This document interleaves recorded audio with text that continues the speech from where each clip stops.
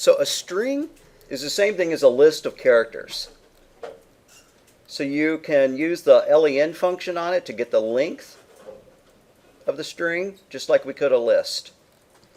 You can pull out individual characters by using the square brackets, just like we did our list. One more quick demo to burn it in.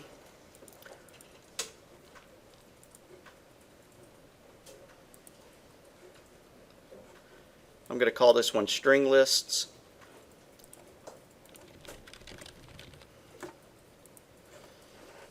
So let's make a list. Going to make a list of books.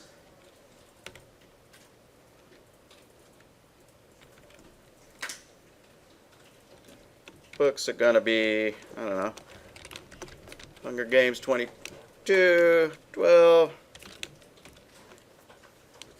Vampire recipe book. They use lots of blood. And Python is fun. There's our 3 books. We want to print out the first book. First, let's get the length of the list. X is equal to the length of the books list. Y is equal to the first book. Books, square bracket, 0, because you always start counting at 0 to get the first. Now let's just print those out.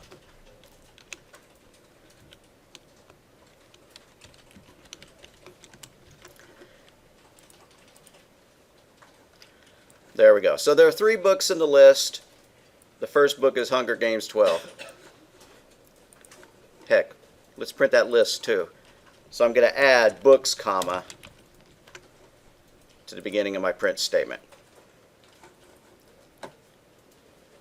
Alright, I want to see a few more books up here just so that it's a better list to play with.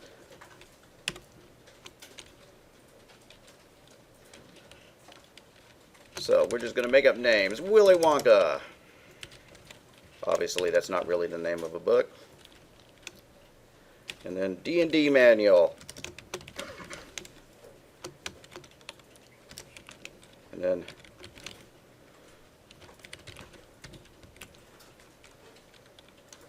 The Wrath of Freddy, whoever Freddy is. Okay, now we have a few more books. We have 3 more books. You could type in whatever you wanted.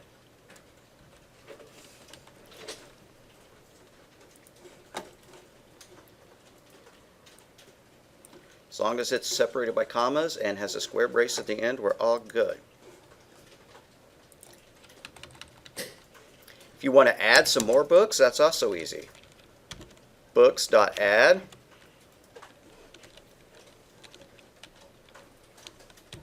Jaws. Got to go back to the classics. Books.add. Valley of the Dolls. Alright. Now we're going to repeat this code up here. And whenever we cut and paste, we probably ought to be putting it in a function, but I'm just going to repeat it. Going to get the length of the books list again, but instead of getting books 0, I'm going to get books -1 to get the last one, just to change it up.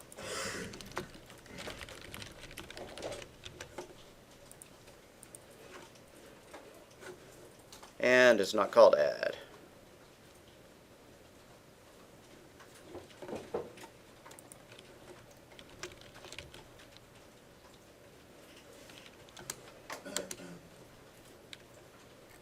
I should be back on the lists. Is it append? Yeah, it's append. Change those adds to append.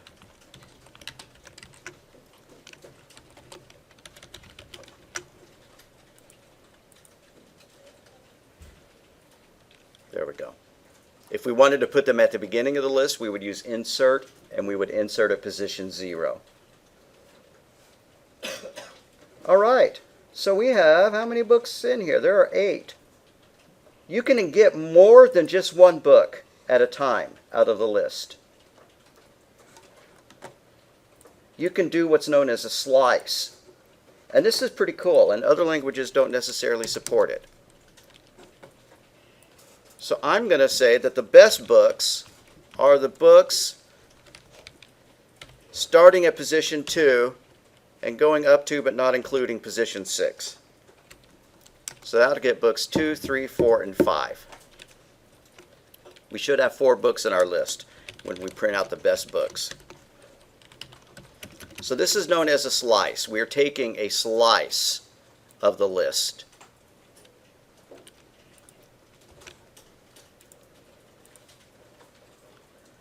And in fact, we did get 4 books, starting with Python is Fun.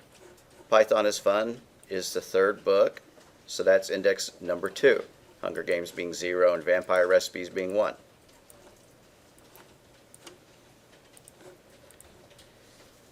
What if we wanted to start at the left side and just get 3 books?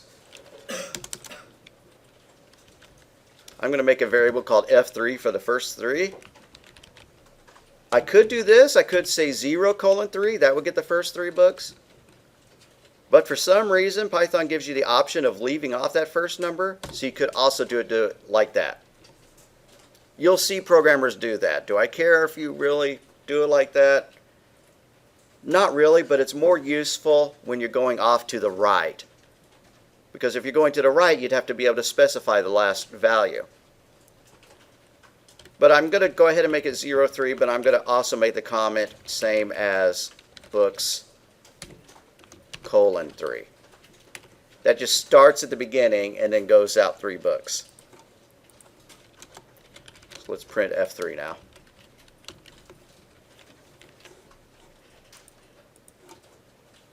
And there we go. It printed the first 3 books. Now we're going to get the last 3. L3, I use a capital L because a lowercase l looks like an I or a 1, is equal to books starting at -3 and then going to the end. I think this will work. Print L3. If we put a positive number there as well, you know, like 4, it would start at 4 and go all the way to the end. There we go. We got the last 3 books by doing that.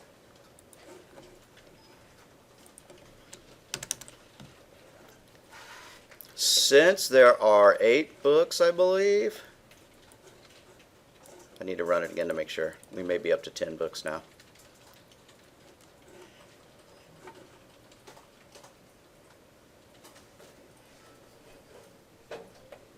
Yeah, we're up to 8 books. So if I wanted to start at position 4 and go to the end to get 4 books, I could do that. Last 4 is equal to books starting at position 4 and going to the end.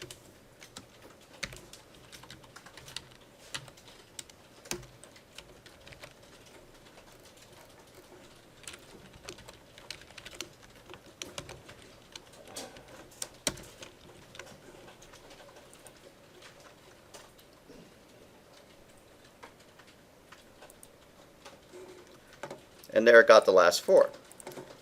Now this time I actually had to know. I mean, it's a coincidence. Tell you what, I'm going to make this the last 5. I don't like the fact that 4 is repeated in there. And to get the last 5, we would have to start at position 3. So all I did is change L4 to L5, and I changed that 4 colon to a 3 colon. I'm trying to break up the fact that, you know, it was 4 and 4. So for this to actually get the last 5, we had to know there were 8 items in the list.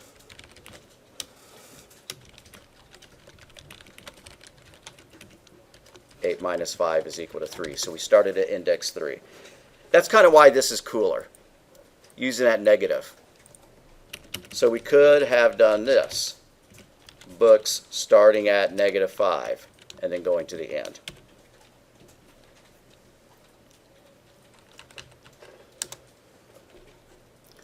So I don't think leaving off the number in front of the colon is such a great big deal, because all I'm doing is I'm leaving one character out, the 0, whoop-de-doo. But here if I wanted to go to the end and I couldn't use the colon, I'd actually have to get the last number.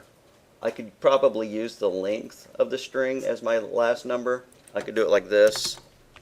X is equal to len books.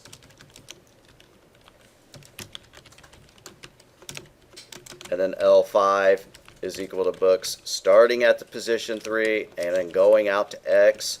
That would probably work, but that's getting way less intuitive. If we wanted to know that this was the last 5, does this tell you that this is the last 5? No, it doesn't.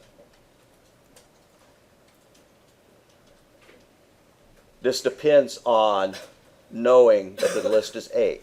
Now we could fix that a little bit and make this say x minus 5 like that. But if we're going to do all that, isn't this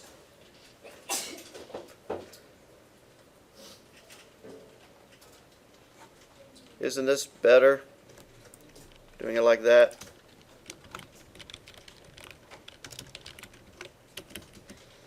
That's a lot easier. I want the last 5 books. How do we get the first 5 books? We start at what?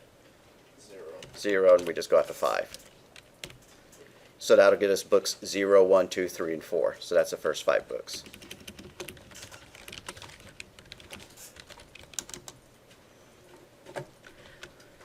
Strings work the same way.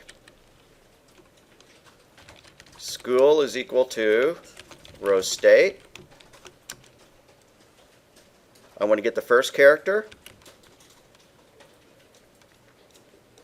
F is equal to school 0. I want to get the last character. L is equal to school negative 1. Now I'm going to take a slice out of it. I want the first 3 characters. F3 is equal to school starting at 0 and going out to 3 to get 3 characters.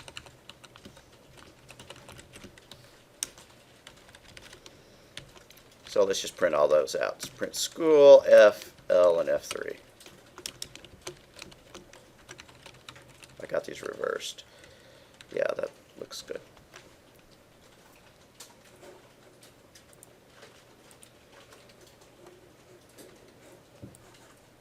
So sure enough, row state was our school, R was the first character, E was the last character, and the first 3 is ROS. So if I want to get the last 4, what's a nice way of getting the last 4? The last 4 is equal to school. Now we've shown several ways, but what's probably the easiest?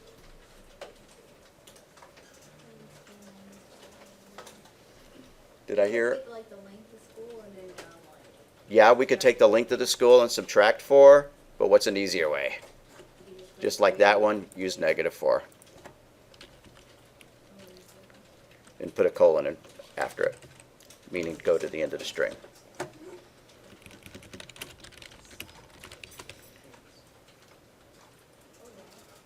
That would be the same as doing what you said. X is equal to the length of the school, and L4 is equal to school starting at X minus 4 colon and then going all the way out to X. Does the same thing. And I'm using Java comments rather than Python. Delete those //s and make them hashtags instead. Alright, I'm getting the idea. I better walk around and help correct syntax errors and typos.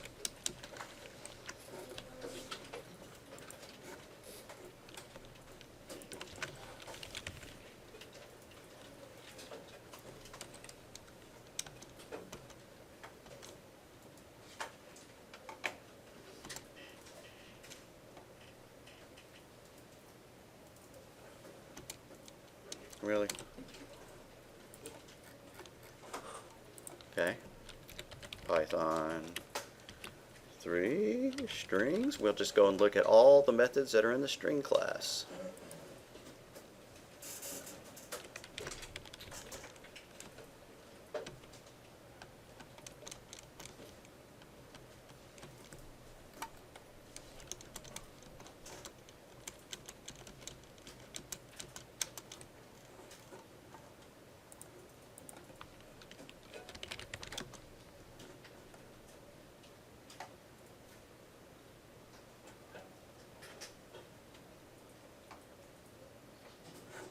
Looks like it's just .find. Let's see if that works.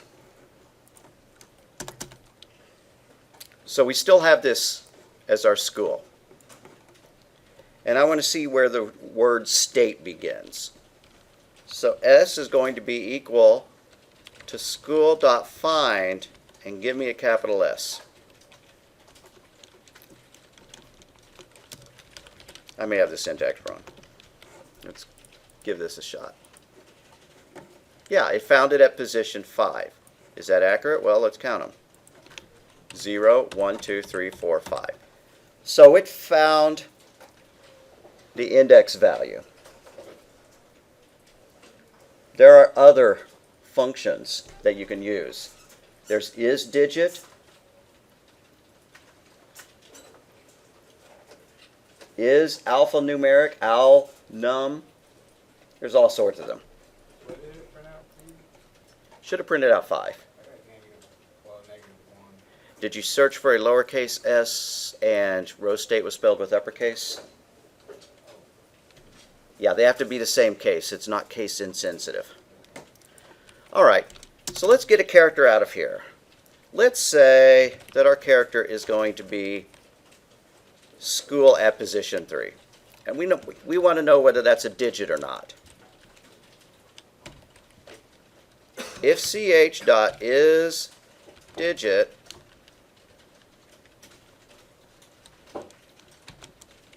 print it's a digit,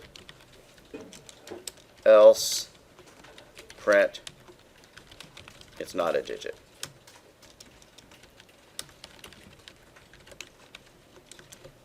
Is there going to be a colon inside the pause brackets in between the school? I didn't want to take it all the way out to the end. I just wanted a single item. Yeah, to get a single item, you don't put a colon. I suppose you might be able to get away with doing this, 3:4, but there's no reason to do that.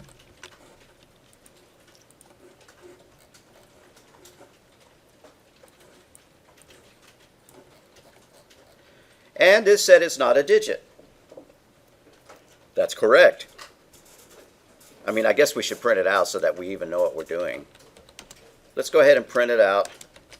Print ch, and then we'll keep playing with it.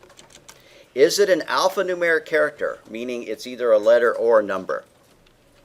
Let's find out. If ch dot is alnum colon print it's alphanumeric.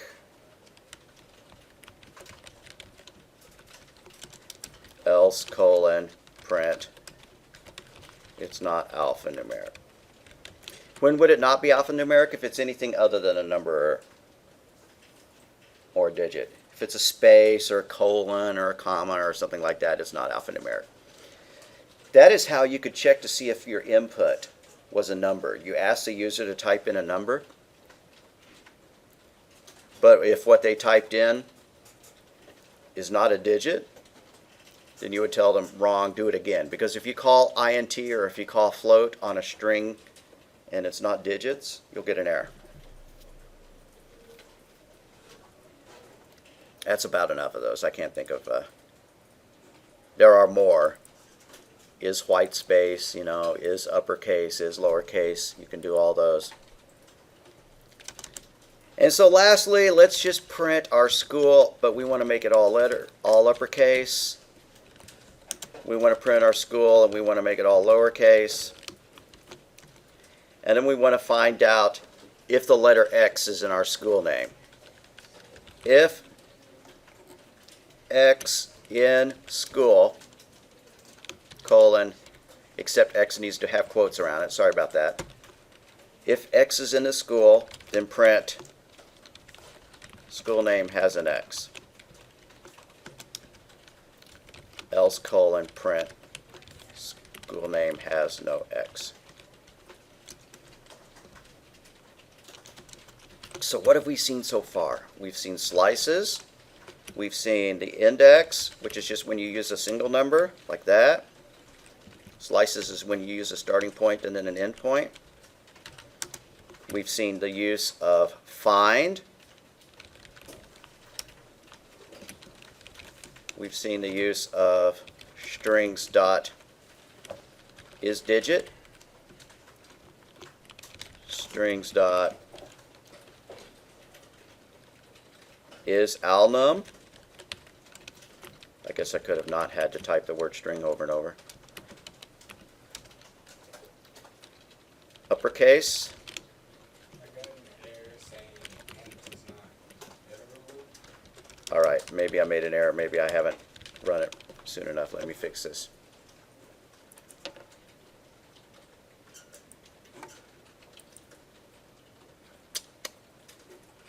Is this supposed to be if? That's supposed to be if up here. Sorry, not is. My mistake.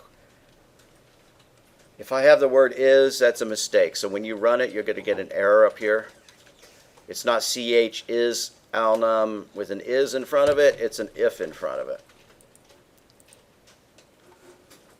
And there's no attribute uppercase. My mistake.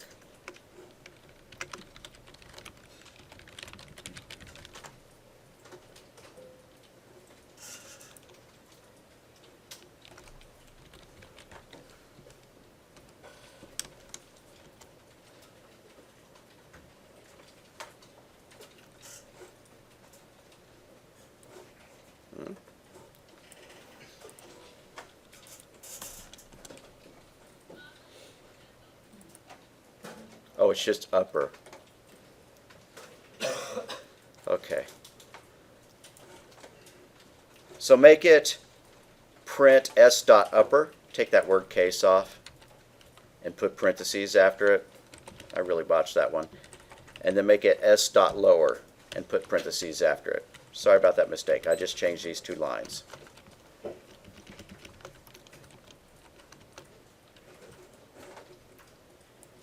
Change my notes to match. And I'm going to put parentheses around these functions.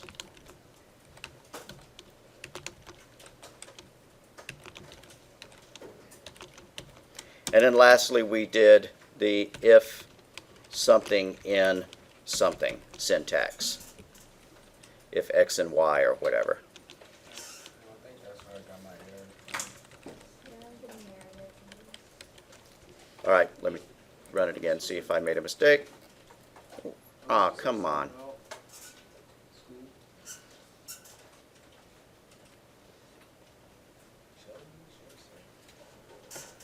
It's saying that s is an int.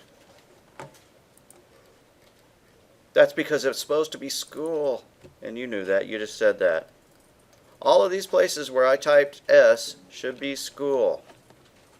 Sorry about the mistake. So we got to change this again. Instead of s dot upper, it's school dot upper. And school dot lower. And then if x is in school. So now we've doubly changed that one. And we also just had to change this one as well.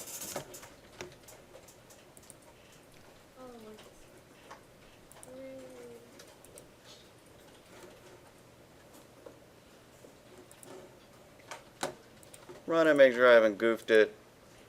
Okay, good. No errors. And what this program is going to do is actually pretty sophisticated. It's going to open a web page and search for the price of coffee and print that out. So that's pretty sophisticated. We, up until now, haven't done anything this cool. Well, that's not true. Those turtles are awfully cool. But we certainly have not been opening web pages and searching for a specific kind of text.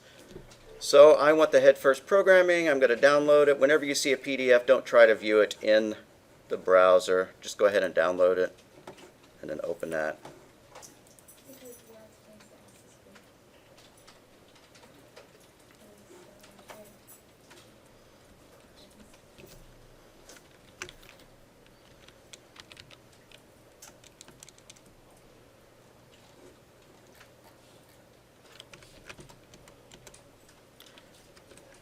So, here's our problem definition. Your new gig at Starbuzz Coffee. Starbuzz Coffee has made a name for itself as the fastest growing coffee shop around.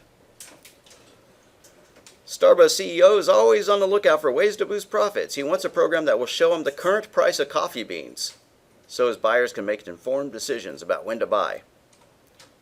So, here's what the programmer's already done. These lines of code.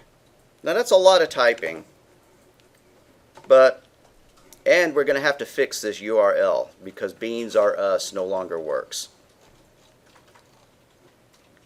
Go ahead and start a new file. Go back to the shell, do new file, do a save as and call it starbuzz.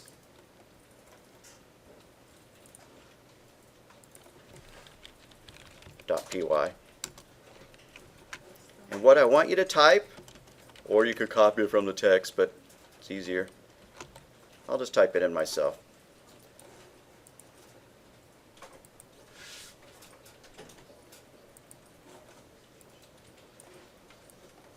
Are these things.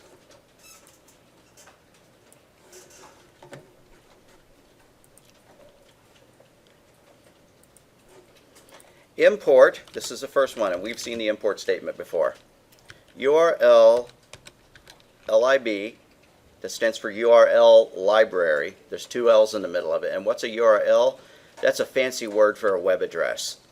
It stands for Universal Resource Locator, something like that. So URL lib MOUSE dot request. We're getting a library function out that will open a web page.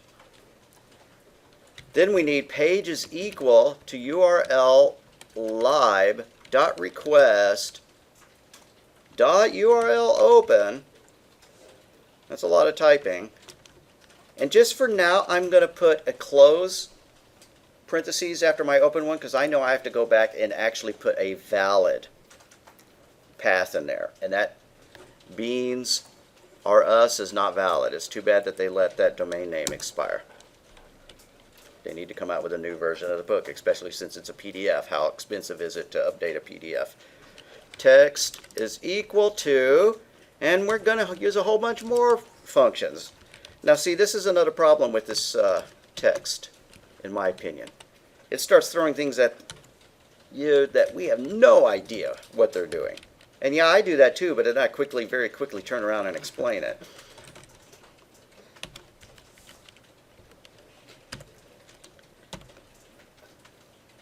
Like I said, the book is a combination of childish and very challenging.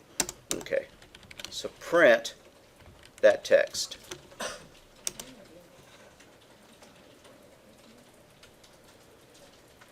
Alright, just because I want to see this actually work, I'm going to put a URL that I know works. www.google.com or www.rose.edu. But I have to preface it with that HTTP. So http://. Now we're using the slash underneath the question mark rather than the backslashes. www.rose.edu. This is just a test to make sure that it will print it out.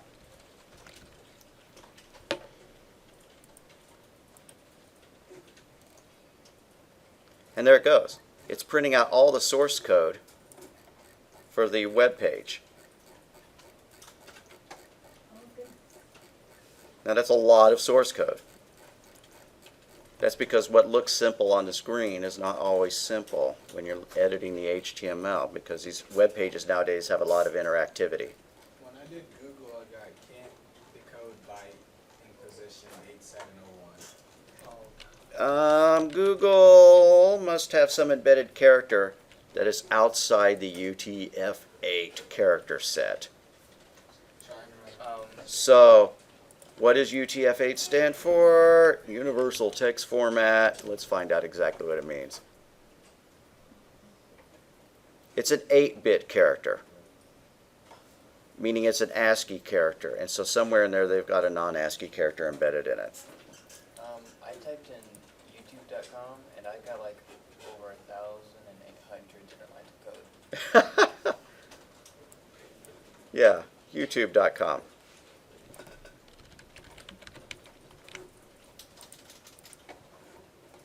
There we go. It's pretty long. Yeah, 1,005 lines long. we could find a simple web page.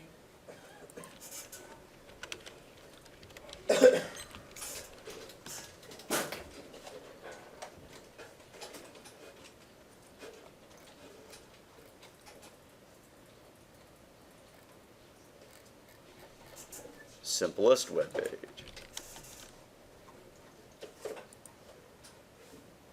All right.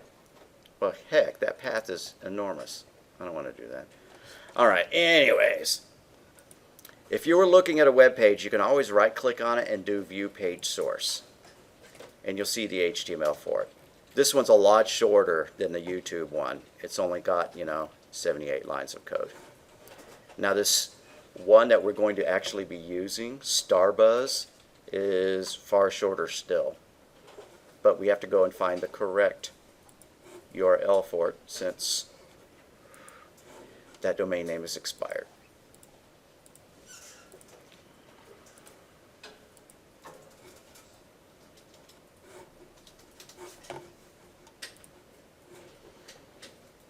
I'm going to copy it out so I can search for it. Oh, really?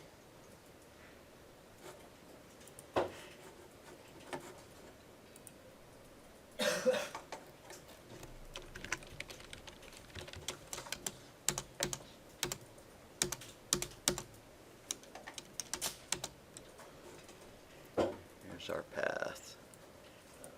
Come on. Stop it. I kill you. Alrighty. Maybe I can just type in starbuzz.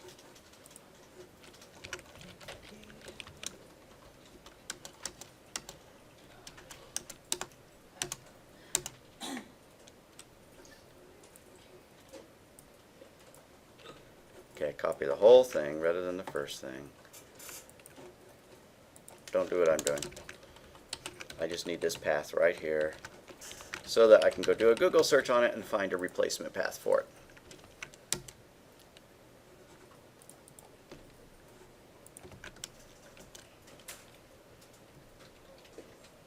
Aha, here it is. There's our I know it's a beans, well, I can't read. Okay, here's our new URL. And I'm sorry I'm not going to type it in. And you're going to have to. There it is. It's beans-r-us. And I'll paste this into Notepad because we can get the text on Notepad larger, can we not?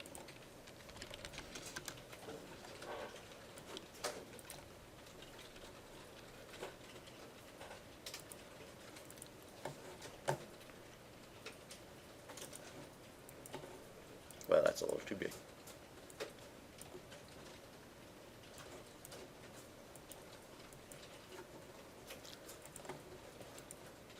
All right, that's what our URL is supposed to be. Beans-r-us, period, appspot, period, com, and I forgot to put the HTTP in front of it, so it's not going to work until I do that. It's And then- only 12 lines. It's only 12 lines long. Yeah, Seven, it- sorry, seven. It's real short. So I need to go back to this and add HTTP : in front of it.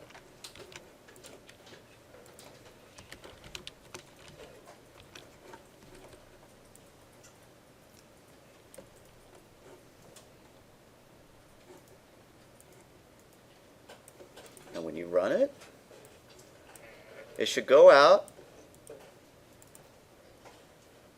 You gotta put www. Oh, I've got a mistake in front of it.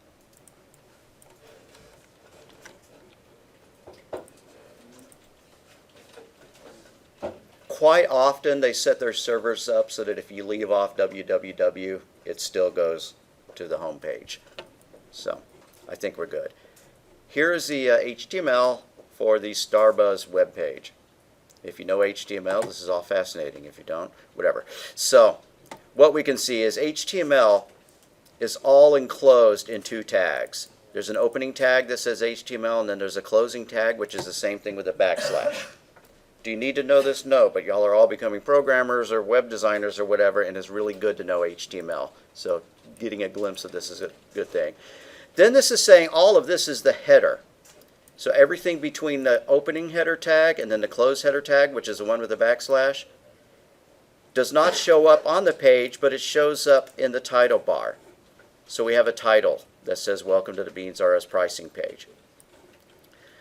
Then in the body of the text, opening with the body tag and ending with the close body tag with the slash in front of it, there's going to be a line that says welcome to the Beans RS pricing page. There's going to be another line that says the current price of coffee is whatever, and then there's a last line that says the price is valid for whatever. Now this is randomly generated actually, so each time you run it, it's going to show a different price. H2 means make a header line which is of a certain thickness and size. If you made it H1, it would be even bigger. If you made it H3, it'd be smaller. Alright, so that's our HTML lesson for today. Let's actually go to that web page and see what it looks like in comparison to what the inner code looks like. There we go. That's what it looks like. We can see that that header text was indeed fairly big. That it generated a random price. And so we're all good. We want our program to search this string and only print out the price.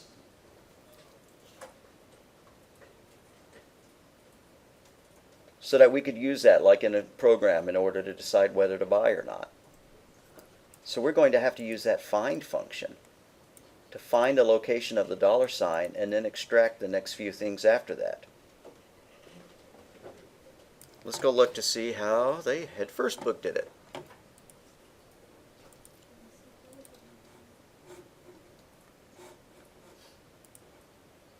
Did it close my book again? Why is this not opening in the PDF viewer?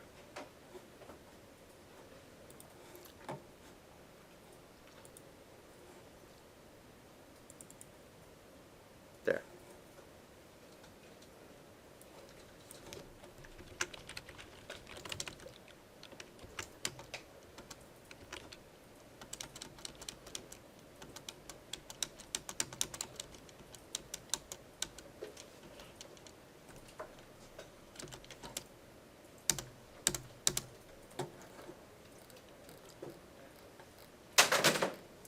So, Dude Bro here says, hey, that's not right. I only need to see the current price of coffee beans, not all that other stuff.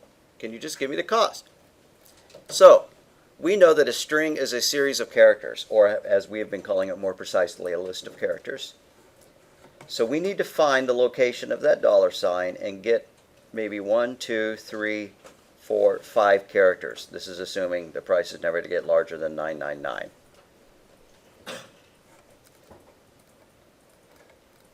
So we're going to have to do a search.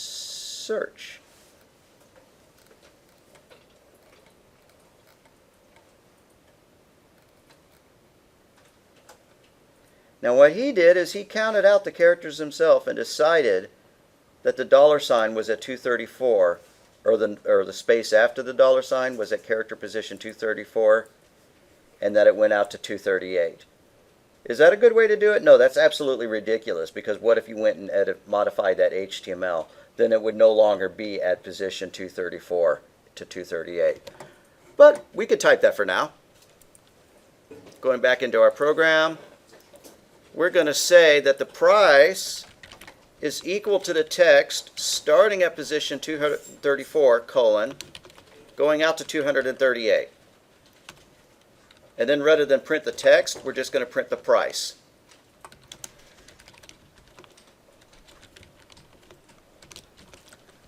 I have a feeling that's going to not put the $sign, but that's even better. So that we could, do a float on it and convert it to a float. And there we go, 582.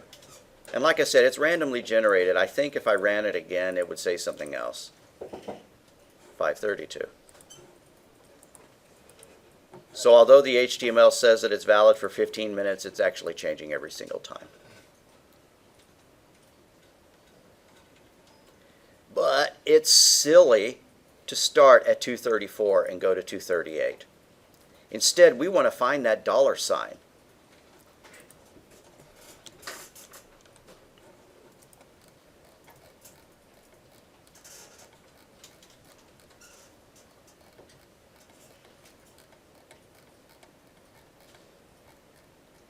Wouldn't it be dreamy if there were a simple way to search a string for a substring? I suppose that's just a fantasy. All right, those crack me up. Here we're going to go, and we're going to use, come on, get to the good stuff. Maybe it does tell you a lot. If you find this to be a good way of learning, if you like this text, feel free to work through it, and you'll learn an awful lot. So what we're going to do is we're going to create a variable called where, which looks for a dollar sign. And then or actually it's going to look for the angle brace and the dollar sign, but I'm going to leave that off, I think. No, I'll do it exactly the way they do it. And so the position where we first start reading it is going to be a little bit past. Well, I don't want to type it in and get an error. Let's type in the good stuff. Here we go. So we're going to look. So above that line that says price is equal to, between the text and the price line, William Shatner's going to come. Where is equal to text.find. I'm going to leave out the brace. No, I'm not. I'm going to do exactly what they do. And look for angle brace followed by a dollar sign. Because if we went and looked back at the source code for the page, we would see that that's the first thing in front of the price.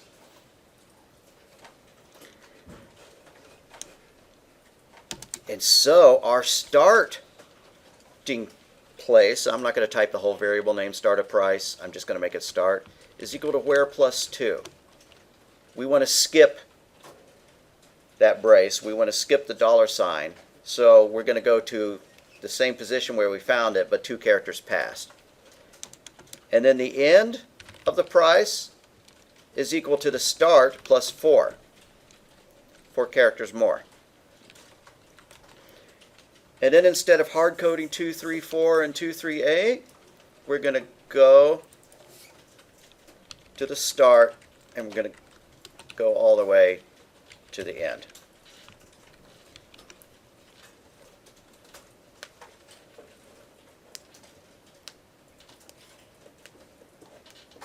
Now let's run it.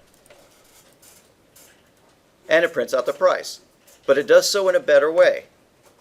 Because if somebody edited this web page, changed the title of it, and if they changed even one single thing in the header, then those numbers would no longer have been accurate. Yeah. It's randomly generated. Every time you run it, you're going to see a different price. So my prices won't be the same as yours, except very rarely. So everybody got this working without syntax errors?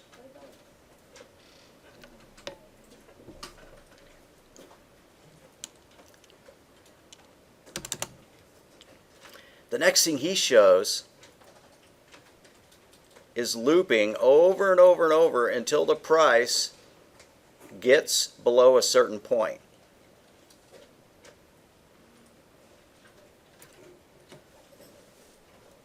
I think this is almost enough of this.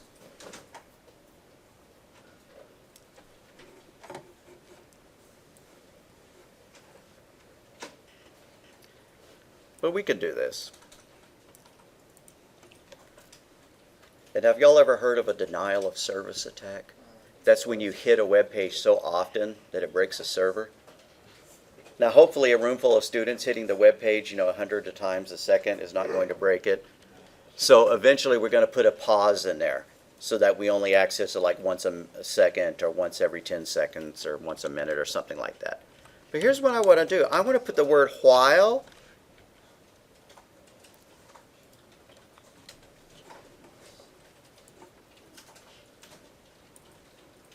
above that line, even above the while, we're going to put price is equal to 99.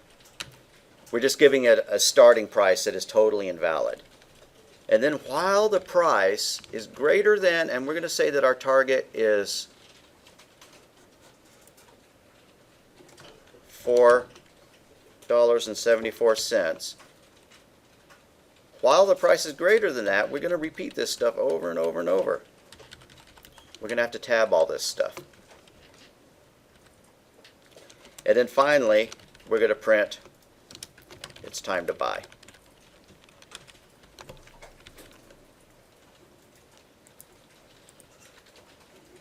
And I have an error.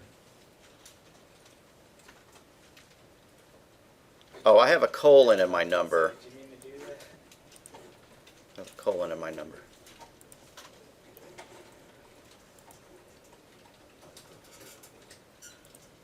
So instead of 4:74, I hope you actually typed it 474 with a period.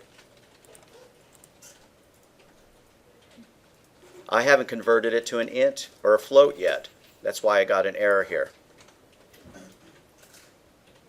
So the last thing we need to do is after we get the price, we have to convert it to a float. So above that line that says print price, do price is equal to float price.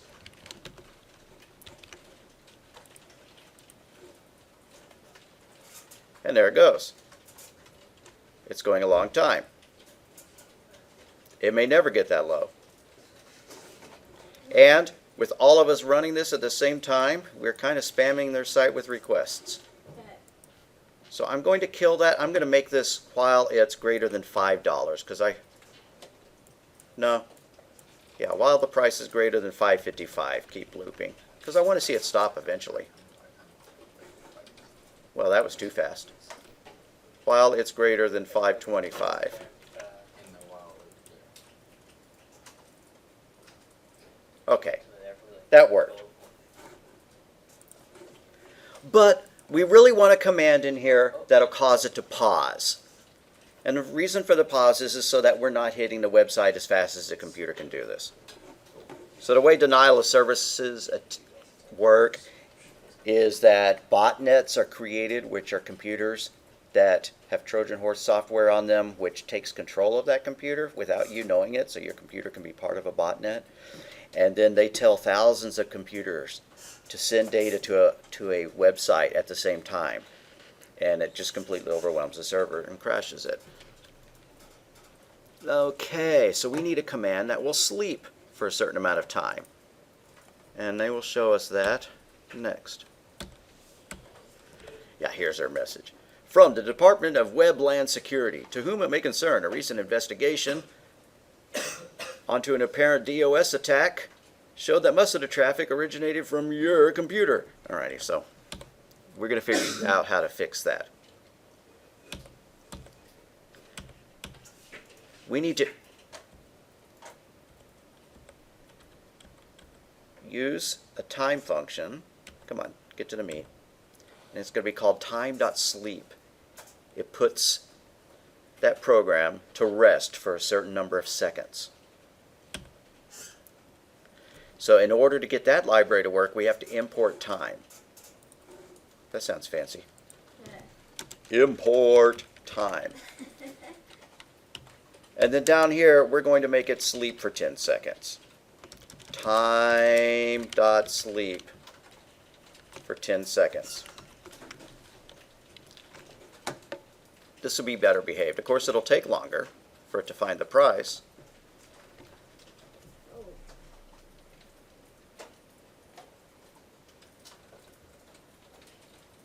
I should have made it 5 seconds. Okay, anyways, you see it working now. I think I'll just make it 2 seconds.